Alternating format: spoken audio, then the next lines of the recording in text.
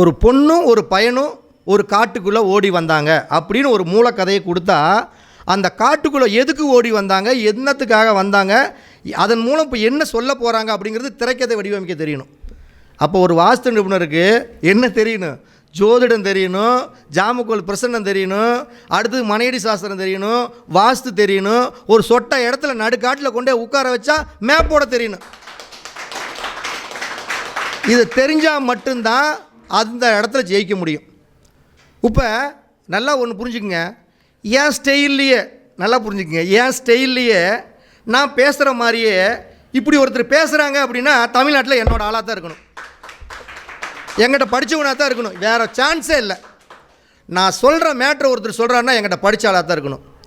ஏன்னா நம்ம திசைகளை எல்லாத்துக்கும் 8 திசை அப்படின்னு நம்ம பிரித்தாங்க, நம்ம 16 திசைன்னு பிரித்ததில் நம்மளுக்கும் ஒரு பங்கு இருக்குது.